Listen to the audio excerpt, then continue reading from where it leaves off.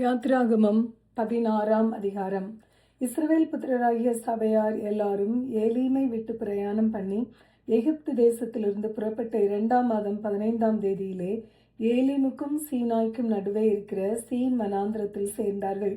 அந்த வனாந்திரத்திலே இஸ்ரவேல் புத்திரராகிய சபையார் எல்லாரும் மோசேக்கும் ஆரோனுக்கும் விரோதமாக முறுமுறுத்து, நாங்கள் இறைச்சி பாத்திரங்கள் அண்டையிலே உட்கார்ந்து அற்பத்தை திருப்தியாக சாப்பிட்ட எகிப்து தேசத்திலே கர்த்தரின் கையால் செத்து போனோமானால் தாவில்லை. இந்த கூட்டம் முழுவதையும் பட்டினியினால் கொல்லும்படி நீங்கள் எங்களை புறப்பட பண்ணி இந்த வனாந்திரத்திலே அழைத்து வந்தீர்களே என்று அவர்களிடத்தில் சொன்னார்கள். அப்பொழுது கர்த்தர் மோசேயை நோக்கி, நான் உங்களுக்கு வனாந்திரத்திலிருந்து அப்பம் வருஷிக்க பண்ணுவேன். ஜனங்கள் போய் ஒவ்வொரு நாளுக்கு வேண்டியதை ஒவ்வொரு நாளிலும் சேர்த்து கொள்ள வேண்டும். அதனால் அவர்கள் என் நியாயப்பிரமாணத்தின்படி நடப்பார்களோ நடக்க மாட்டார்களோ என்று அவர்களை சோதிப்பேன். 6ஆம் நாளிலோ அவர்கள் நாள்தோறும் சேர்க்கிறதை பார்க்கிலும் 2 திணையாய் சேர்த்து அதை ஆயத்தம் பண்ணி வைக்க கடவர்கள் என்றார். அப்பொழுது மோசேயும் ஆரோனும் இஸ்ரவேல் புத்திரர் எல்லாரையும் நோக்கி, கர்த்தர் உங்களை எகிப்து தேசத்திலிருந்து புறப்பட பண்ணினவர் என்பதை சாயங்காலத்தில் அறிவீர்கள். விடியற்காலத்தில் கர்த்தருடைய மகிமையையும் காண்பீர்கள். கர்த்தருக்கு விரோதமான உங்கள் முறுமுறுப்புகளை அவர் கேட்டார். நீங்கள் எங்களுக்கு விரோதமாய் முறுமுறுக்கிறதற்கு நாங்கள் எம்மாத்திரம் என்றார்கள்.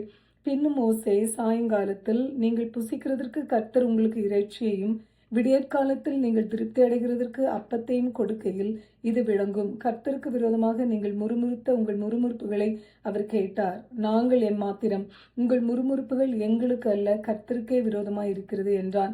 அப்பொழுது மோசே ஆரோனை பார்த்து, நீ இஸ்ரவேல் புத்திரராகிய சபையார் எல்லாரையும் நோக்கி, கர்த்தருடைய சந்நிதியில் சேருங்கள், அவர் உங்கள் முறுமுறுப்புகளை கேட்டார் என்று சொல். ஆரோன் இஸ்ரவேல் புத்திரராகிய சபையாருக்கெல்லாம் இதை சொல்லுகிற போது அவர்கள் வனாந்திர திசையாய் திரும்பி பார்த்தார்கள்.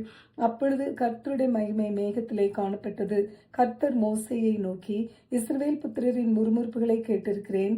நீ அவர்களோட பேசி, நீங்கள் சாயங்காலத்தில் இறைச்சியை புசித்து விடியற்காலத்தில் அப்பத்தால் திருப்தியாகி நான் உங்கள் தேவனாகிய கர்த்தர் என்பதை அறிந்து கொள்வீர்கள் என்று சொல் என்றார். சாயங்காலத்தில் காடைகள் வந்து விழுந்து பாளையத்தை மூடிக்கொண்டது.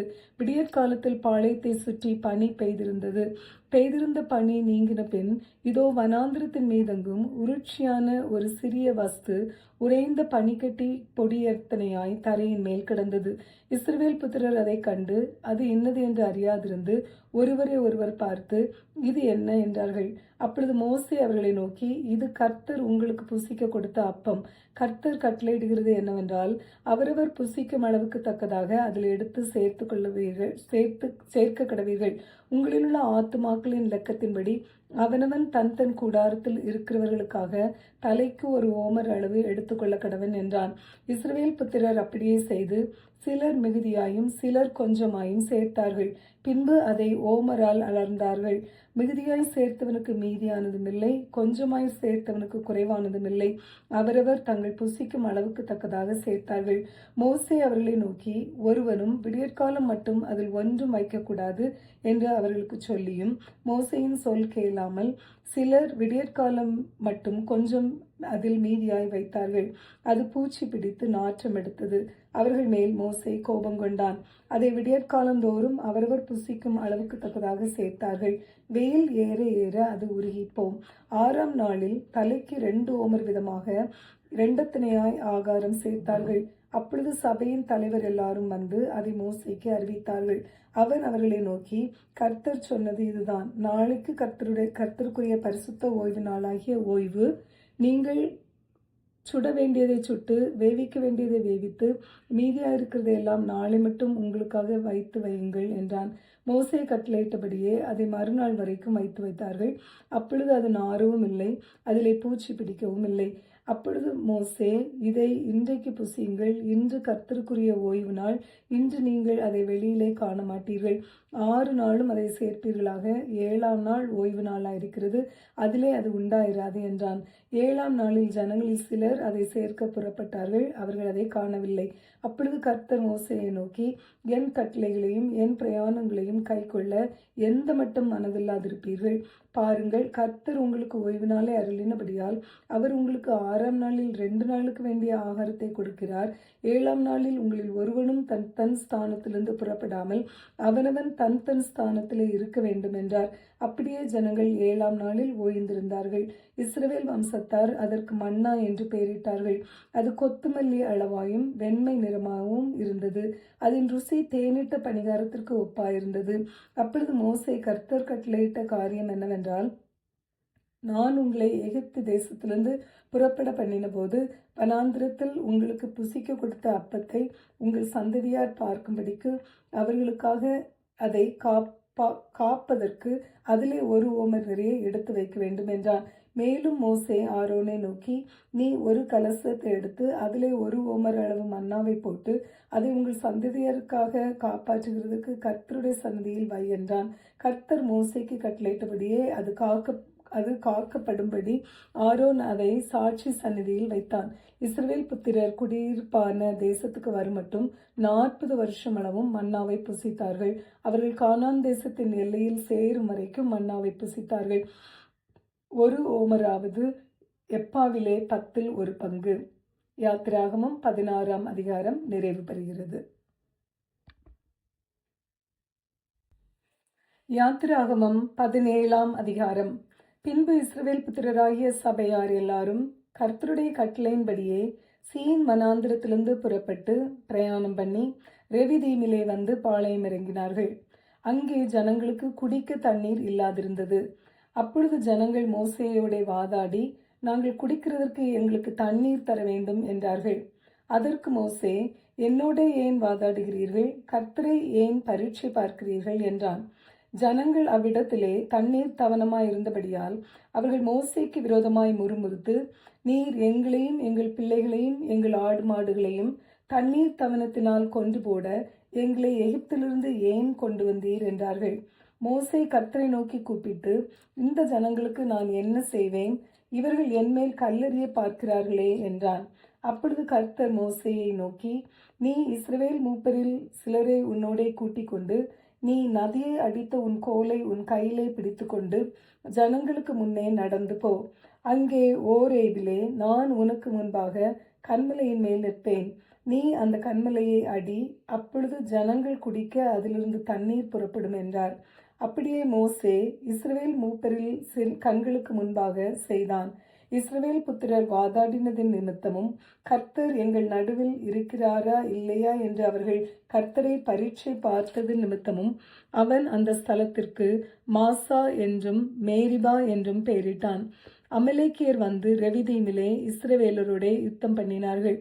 அப்பொழுது மோசே யோசுவாவை நோக்கி, நீ நமக்காக மனிதரை தெரிந்து கொண்டு புறப்பட்டு அமலேக்கோட யுத்தம் பண்ணு.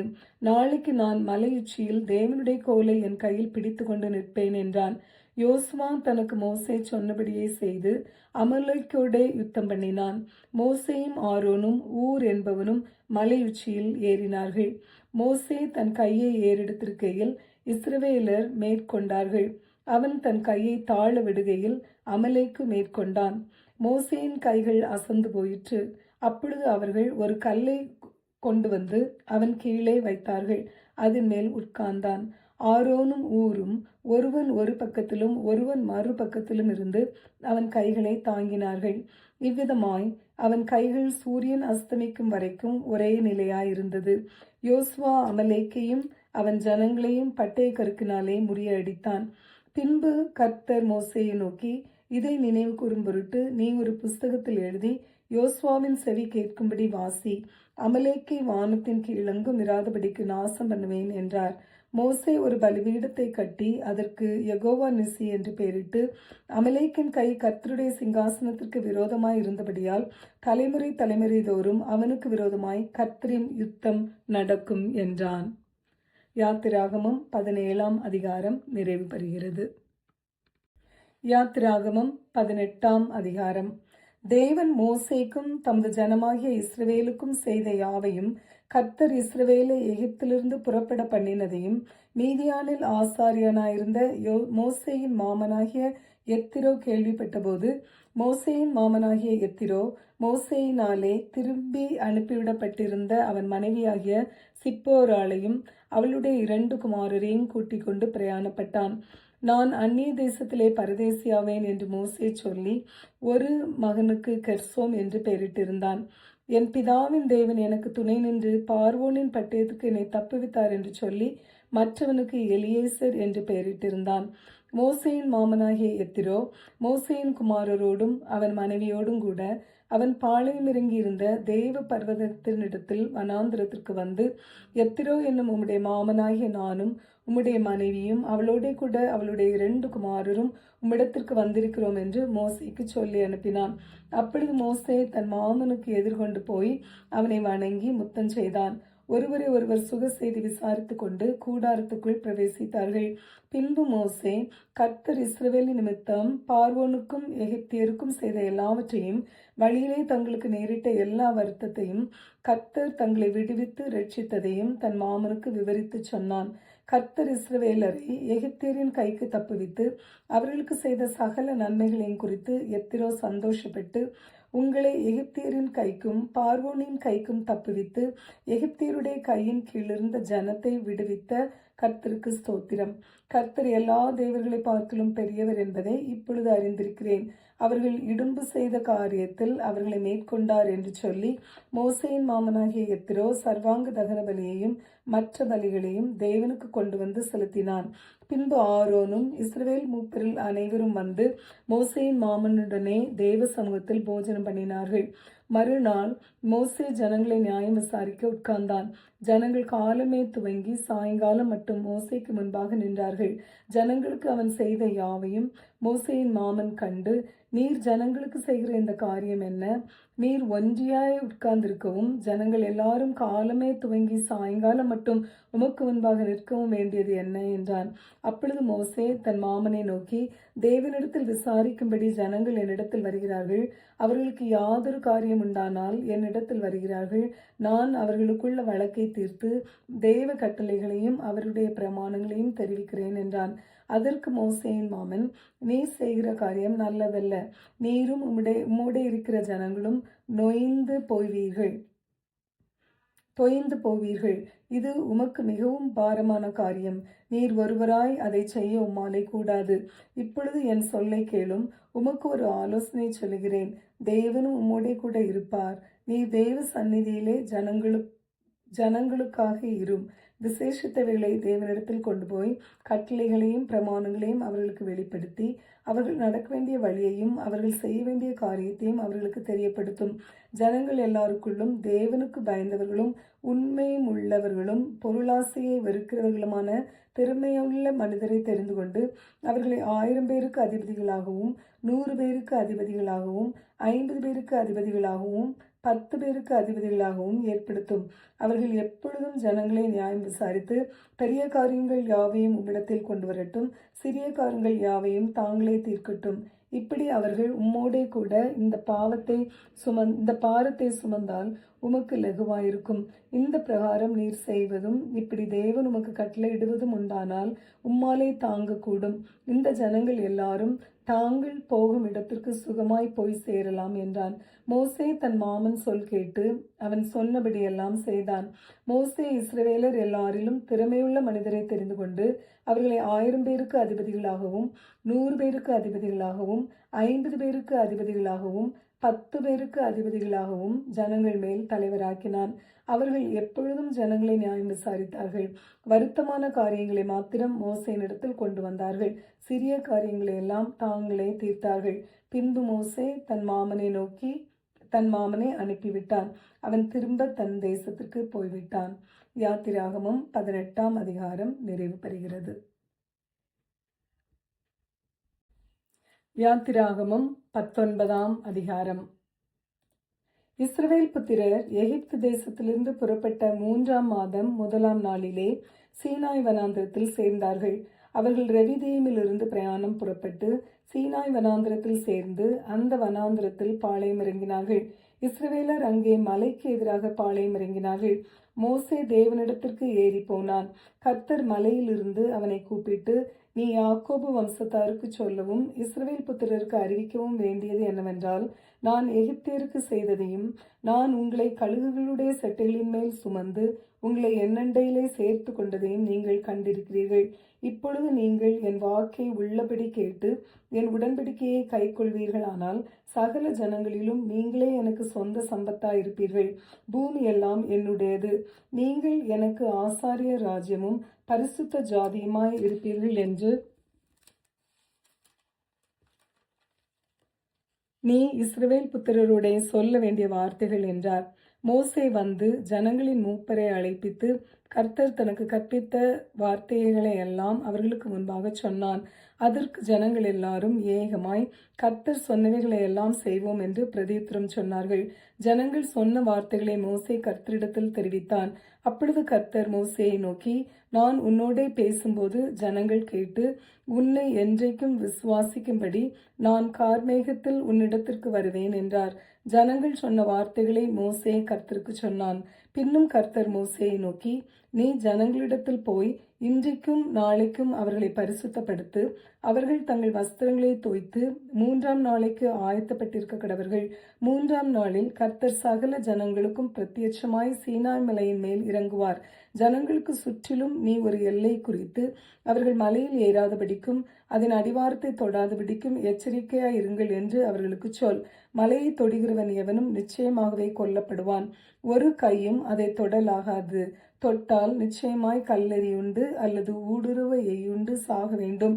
மிருகமானாலும் சரி, மனிதனானாலும் சரி, உயிரோடே வைக்கப்படலாகாது. எக்காலம் நெடுந்தொனியாய் துணிக்கையில் அவர்கள் மலையின் அடிவாரத்தில் வரக்கடவர்கள் என்றார். மோசே மலையிலிருந்து இறங்கி ஜனங்களிடத்தில் வந்து அவர்களை பரிசுத்தப்படுத்தினான். அவர்கள் தங்கள் வஸ்திரங்களை தோய்த்தார்கள். அவன் ஜனங்களை நோக்கி, 3ஆம் நாளுக்கு ஆயத்தப்பட்டிருங்கள், மனைவியினிடத்தில் சேராதிருங்கள் என்றான். 3ஆம் நாள் விடியற்காலத்தில் இடி முழக்கங்களும் மின்னல்களும் மலையின் மேல் கார்மேகமும் மகா பலத்த எக்கால சத்தமும் உண்டாயிற்று. பாளையத்திலிருந்த ஜனங்கள் எல்லாரும் நடுங்கினார்கள். அப்பொழுது ஜனங்கள் தேவனுக்கு எதிர்கொண்டு போக மோசே அவர்களை பாளையத்திலிருந்து புறப்பட பண்ணினான். அவர்கள் மலையின் அடிவாரத்தில் நின்றார்கள். கர்த்தர் சீனாய் மலையின் மேல் அக்னியில் இறங்கினபடியால் அது முழுவதும் புகைக்காடாயிருந்தது. அந்த புகை சூளையின் புகையைப் போல எழும்பிற்று. மலை முழுவதும் மிகவும் அதிர்ந்தது. எக்கால சத்தம் வரவர மிகவும் பலமாய் தொனித்தது. மோசே பேசினான். தேவன் அவனுக்கு வாக்கினால் மறுமொழி கொடுத்தார். கர்த்தர் சீனாய் மலையில் உள்ள கொடுமுடியில் இறங்கின போது கர்த்தர் மோசேயை மலையின் கொடுமுடியிலே வரவழைத்தார்.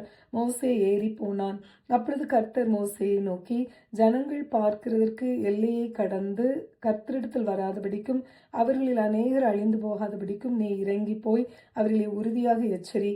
கர்த்தரின் சமூகத்தில் வருகிற ஆசாரியர்களும் கர்த்தர் தங்களுக்குள்ளே சங்காரம் பண்ணாதபடி தங்களை பரிசுத்தமாக்கிக் கொள்ள வேண்டும் என்றார். அப்பொழுது மோசே கர்த்தரை நோக்கி, மலையை சுற்றிலும் எல்லை குறித்து அதை பரிசுத்தப்படுத்துங்கள் என்று தேவரீர் எங்களுக்கு உறுதியாக எச்சரித்திருக்கிறீர். ஆகையால் ஜனங்கள் சீனாயின் மலையின் மேல் ஏறி வர மாட்டார்கள் என்றான். கர்த்தர் மோசேயை நோக்கி, நீ இறங்கி போ, பின்பு நீயும் ஆரோனும் கூடி ஏறி வாருங்கள். ஆசாரியர்களும் ஜனங்களும் கர்த்தர் தங்களுக்குள்ளே சங்காரம் பண்ணாதபடிக்கு எல்லையை கடந்து கர்த்தரிடத்தில் வராதிருக்க கடவர்கள் என்றார். அப்படியே மோசே இறங்கி ஜனங்களிடத்தில் போய் அதை அவர்களுக்கு சொன்னான். யாத்திராகமம் 19ஆம் அதிகாரம் நிறைவு பெறுகிறது. யாத்திராகமம் 20ஆம் அதிகாரம். தேவன் பேசி சொல்லிய சகல வார்த்தைகளும் ஆவன. உன்னை அடிமைத்தன வீடாகிய எகிப்து தேசத்திலிருந்து புறப்பட பண்ணின உன் தேவனாகிய கர்த்தர் நானே. என்னை அன்றி உனக்கு வேறே தேவர்கள் உண்டாயிருக்க வேண்டாம்.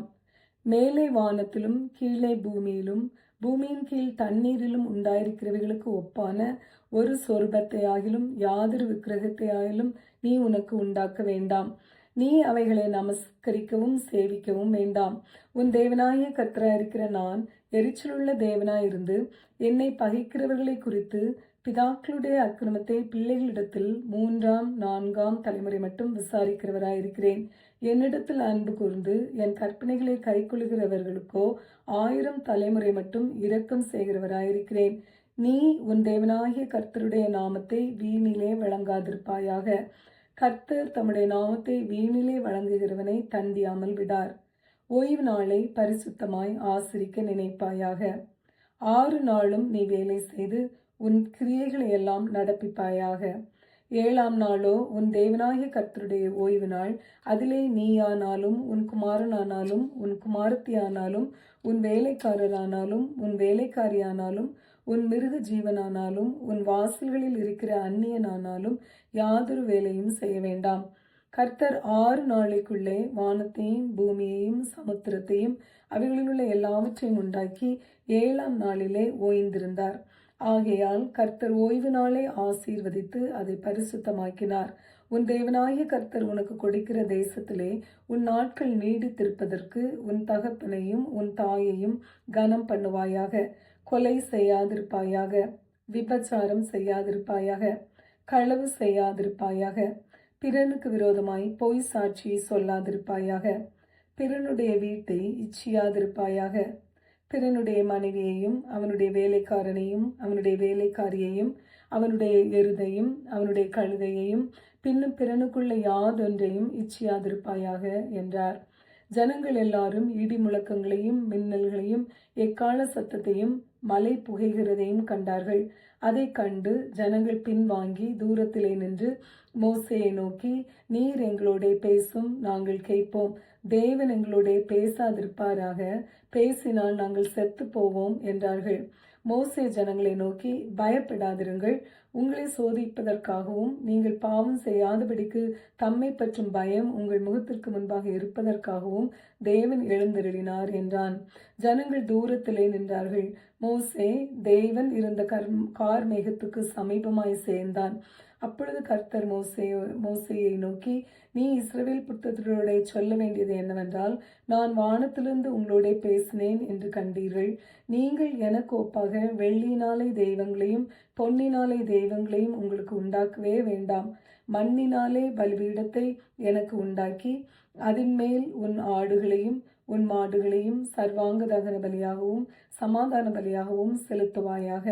நான் என் நாமத்தை பிரஸ்தாபப்படுத்தும் எந்த ஸ்தானத்திலும் உன்னிடத்தில் வந்து உன்னை ஆசீர்வதிப்பேன். எனக்கு கல்லினால் பலிபீடத்தை உண்டாக்க வேண்டுமாகில் அதை வெட்டின கல்லுகளால் கட்ட வேண்டாம். அதன் மேல் உளி இட்டவுடனே அதை அசுசிப்படுத்துவாய். என் பலிபீடத்தின் மேல் உன் நிர்வாணம் காணப்படாதபடிக்கு படிகளால் அதன் மேல் ஏறவும் வேண்டாம். யாத்திராகமம் 20ஆம் அதிகாரம் நிறைவு பெறுகிறது.